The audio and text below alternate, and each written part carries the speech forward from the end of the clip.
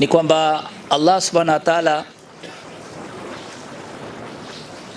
katika mbora kabisa wa kiumbe aliyemuumba duniani ni Mtume Muhammad sallallahu alaihi wasallam, na hakumuumba isipokuwa kwa kazi maalum, kazi ya dawa. Ingelikuwa kazi yoyote nyingine ina umuhimu au ina daraja kubwa kuliko dawa, basi angepewa Mtume wetu Muhammad sallallahu alaihi wasallam. Na kwa sababu anakuja kuifanya hiyo kazi, Allah subhanahu wa ta'ala, baba yetu wa kwanza kabisa Adam alayhi salam, naye akamfanya dai, amekuwa mtume, kwamba mwanadamu alivyokuwa na haja ya kukumbushwa na kuelezwa namna gani aweze kufanya ibada ya Allah wake, basi mtu wa kwanza anakuwa mlinganiaji. Hivyo hivyo silsila ikaendelea, mitume alayhi salatu wassalam mpaka mtume wetu Muhammad sallallahu alaihi wasallam. Kazi ikaendelea hii, masahaba kaifanya, mataifa mbalimbali Allah subhanahu wa ta'ala akawapa ushindi, dawa ikaingia. Na kazi kubwa ambayo mgeni rasmi Mtume wetu Muhammad sallallahu alaihi wasallam alikuwa akiifanya katika msikiti wake Masjid Nabawi, ambayo ikawa sababu kueneza nuru katika ile Madina, na Madina yote ikawa munawwara, yenye nuru kwenda ulimwengu mzima. Alikuwa anafanya kazi nne Mtume sallallahu alaihi wasallam. Anafanya dawa, taalim, hii hapa hii, alafu ibada pamoja na khidma. Sasa hii ikawa sababu ya kupeleka nuru katika ulimwengu mzima.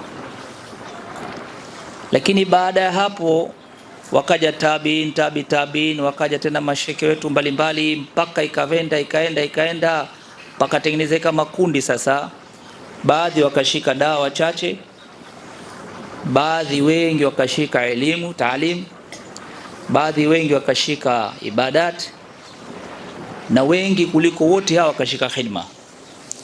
Utakuta mahospitali, mavitu vya watu yatima, sijui manini, watu kulishwa, watu hivi, mtu akiwa manake mgonjwa anafanywa fikra na familia yote, yani kila mmoja na ile jazba ya khidma. Tunayo sisi taasisi ya Khidmatul Umma, tunaona hii watu walivyokuwa tayari kwa ajili ya kufanya kazi. Hana swala hata moja, lakini yuko tayari kwa ajili ya khidma. Ukimwambia ukwenda kokote kote, anambia shekhe, ukienda siku nyingine Afghanistan nichukue bana, shekhe ukienda Pakistan nichukue bana, shekhe ukienda Palestina nichukue bana. Lakini twenzetu katika juhudi ya Mtume sallallahu alaihi wasallam kajifunza hivyo kufanya amali. Hii unajua mimi niko busy kidogo. Kwa jazba ya khidma iko kubwa sana. Sasa Allah subhanahu wa ta'ala kamchagua kiumbe wake, mja wake Maulana Ilyas rahmatullah alayhi, katika zama zake akaifufua tena hii juhudi ikafanyika huko katika markazi ya Nizamuddin, na ikapelekea ulimwengu mzima ile juhudi kuenea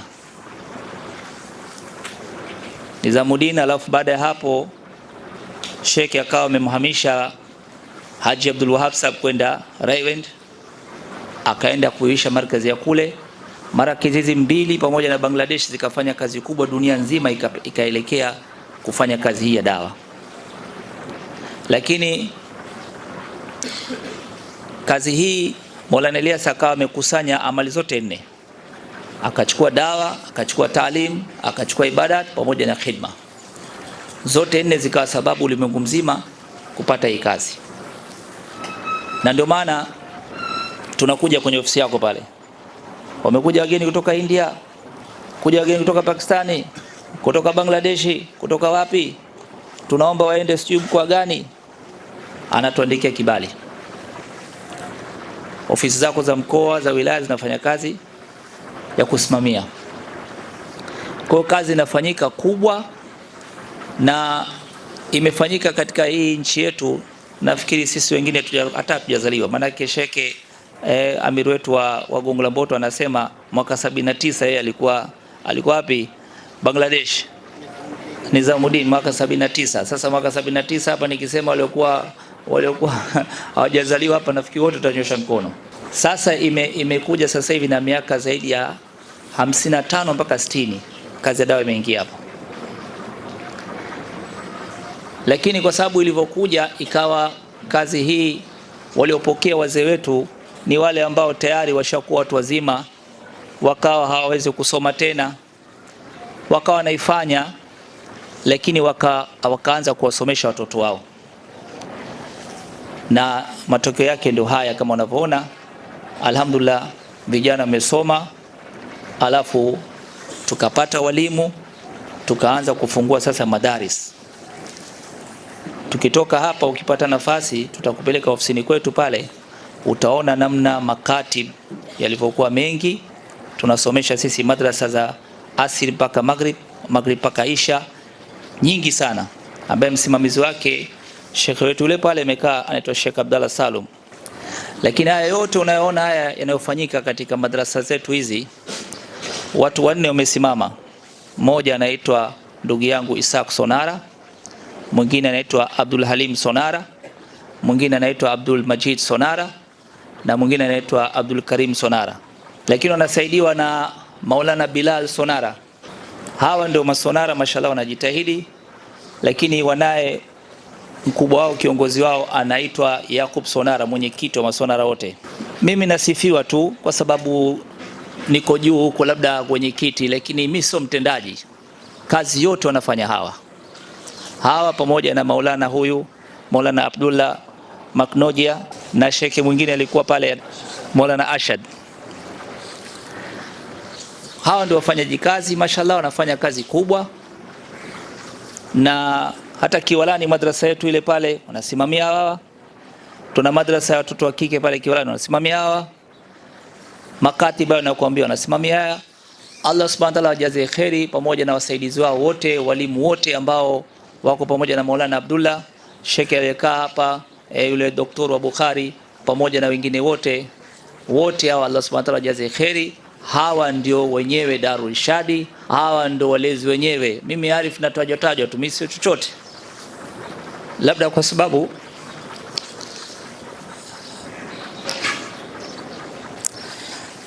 basi Allah subhanahu wa ta'ala tukubali tu. Nachokuomba Mheshimiwa Katibu, pamoja na uongozi uliokuja nao, utusaidie sana kuhimiza Waislamu washikamane na hii kazi ya dawa na tablighi. Matunda yake unayajua, umeyaona. Na hawa wote hawa vijana hawa baada ya kusoma sasa hivi, hawa wote wanakwenda mwaka mmoja fi sabilillah. Kwa nini wanakwenda mwaka? Kwa sababu sasa wanakwenda kufanya kazi ya dawa kwa vitendo. Wameisoma katika vitabu, katika Qur'an, lakini sasa wanakwenda kutekeleza kwa vitendo. Kama vile daktari anakuwa kashasoma, anakuwa dokta, alafu kuna kitu kinaitwa internship. Internship anafanya mwaka mmoja.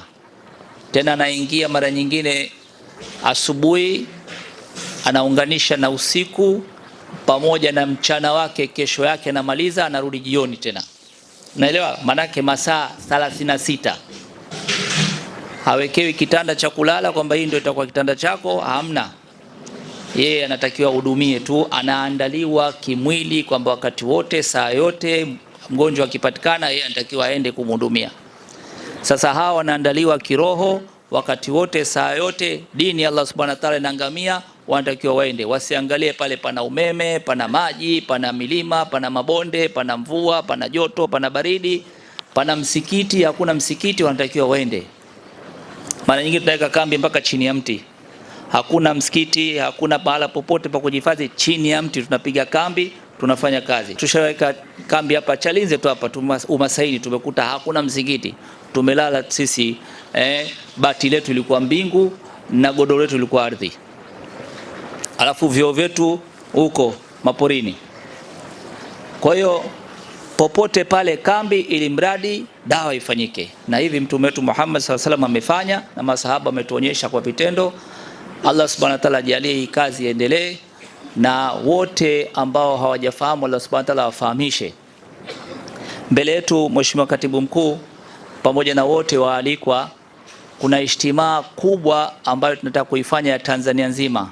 Ijtimaa ambayo ilikuwa inafanyika kila mwaka pale markazi kuu ya Tanzania pale Kiwalani, ambao mataifa mbalimbali yalikuwa yakihudhuria, lakini safari hii ijtimaa hiyo tunataka tuifanye katika kisiwa cha Pemba, kisiwa ambacho kina sifa ya ajabu. Sisi huwa katika ile khidmatul umma, ndugu zangu wa masonara hawa, tunakwendaga pale Pemba. Sasa hatujapata kuona sisi mkoa au wilaya kama Pemba, unagonga mlango, unampa bahasha, anakwambia shukran, sisi tumeshapata. Sisi amepita mwenzako hapa kasha, jirani yangu naomba umsaidie. Utaipata hapa Bongo jamani? Basi Pemba habari hizo zipo. Mwanamke ambaye utakayemkuta wewe anatembea bila hijabu, huyu mwanamke atakuwa kidogo amedata, lakini kila mwanamke aliyekuwa mzima anajua kwamba hijabu lazima.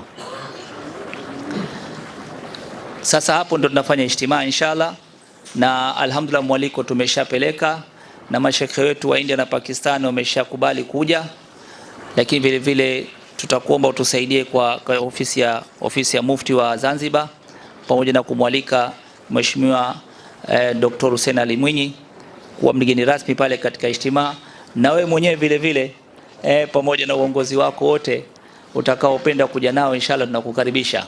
Jamani, sote tunakupeni mwaliko wa ijtimaa, lakini sote tunakuombeni mukawalike watu huko mnakokwenda. Amir wangu Gongo la Mboto pamoja na Amir Asadullah, tunakuombeni mpeleke mwaliko. Vile tulivyokuwa tumekuja sisi Dodoma, na nyinyi wote mnatakiwa muje huko. Inshallah utaratibu wa usafiri tunafanya utakaotoka Dar es Salaam mpaka Unguja mpaka Pemba, usafiri wa bei nafuu kabisa tutajaribu kupata, inaweza kwa shilingi 10,000 au 20,000 mpaka kufika Pemba na kurudi 20,000 hivyo hivyo. Lakini vile vile usafiri mwingine kutokea Tanga, kama kuna watu wanakaa mikoa ile ya juu kule upande wa Arusha, Moshi, wapi, yani Tanga kwa keni wepesi, watu wakandaziwa Tanga kwa wepesi, basi kutoka Tanga vile vile kuna chombo kinaenda Pemba. Kwa inshallah sote tukaalike huko. Uwezi jua wewe katika mwaliko wako mmoja akapatikana mtu kama huyo Arif. Huyo Arif naye kapatikana hivyo hivyo, kabebwa huyo na watu wa tablighi, kapelekwa msikitini, kaambiwa hivi ndio unatakiwa ufanye. Akapiga yuta na akaanza sasa kuhifadhisha watoto wake Qur'ani, akawasomesha, lakini akapata fikra ya kuanzisha madaris. Haya ndio leo haya yote mnayaona haya. Sasa huyo Arifu kama anapata ujira kwa yote haya, Allah Subhanahu wa ta'ala akubali, basi yule aliyenilingania anapata yote haya, na yule aliyekuwa sababu ya yule na yule mpaka kwa mtume wetu Muhammad sallallahu alaihi wasallam inafika. Kwa hiyo huwezi jua wewe unaweza kupata Arifu wangapi, unaweza kupata nani wangapi, mpaka wale Sheikh Tariq Jamil. Ndugu zangu wa Kihindi hapa mnamjua Maulana Tariq Jamil. Maulana Tariq Jamil kafuatwa na kijana mmoja kibangladesh, kagonga mlango wake, kila kigonga ataki sheke, kila kigonga ataki sheke, kamfuata sio mara 5 10 sheke, mpaka sema leo mimi nitampiga huyo. Lakini jamaa kila siku yupo mpaka sheke akang'oka, akaenda zake, akatoka afisa bila siku 3, sheke akabadilika. Alikuwa anasomea udaktari, lakini sasa akawa daktari wa elimu iliyokuwa sahihi. Mheshimiwa Katibu Mkuu, kwa kumalizia, elimu ziko mbili. Kuna hii ya fani ya udaktari, ya injinia, profesa nini na nini, lakini kuna elimu ya uhakika ambayo ndio hii hapa. Hii itakwenda kujibu maswali ya kaburini, na hii ndio itaendelea kumpandisha mtu daraja katika janna yake. Lakini ile ya udaktari wa injinia, profesa, ile ni dharura ya kidunia tu hapa. Ukishakata roho imekwisha. Ukishazeeka vile vile huwezi kuendelea nayo. Daktari alikuwa kazeeka na kaa nyumbani, hawezi tena kutibu, alikuwa daktari katika hospitali fulani, lakini hakuna kwamba alikuwa shekhe, hakuna hiyo. Shekhe anakuwa shekhe mpaka anaondoka duniani.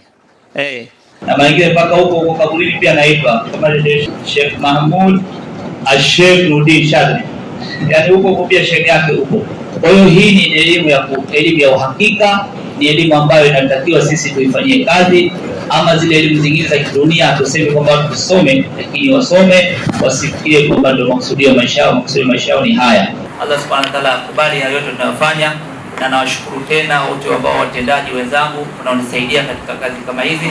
Lakini vile vile nishukuru tena meza kuu, wewe mwenyewe uko busy sana, kazi zako nyingi, lakini umekuja leo. Sasa hivi kuna takriban nyingine saa 8 hata tunaogopa sisi kuchelewesha, anatakiwa sehemu nyingine. Lakini vile nimshukuru Sheikh Manguti, Sheikh wa Mtwara pamoja na Sheikh wangu wa wilaya Ilala na Nureni, hawa maimamu wawili pamoja na amiri wangu wa Ugala Mboto na Sheikh Asadullah. Allah subhanahu wa ta'ala wajaze kheri wote. Tunashukuru sana na tunaomba muendelee kutupa sisi hivi hivi. Tarehe sijataja, unaona sasa ukuzima huo. Ijtimaa nimesema ijtimaa inafanyika Pemba tarehe 2, 3, 4 Februari 2024.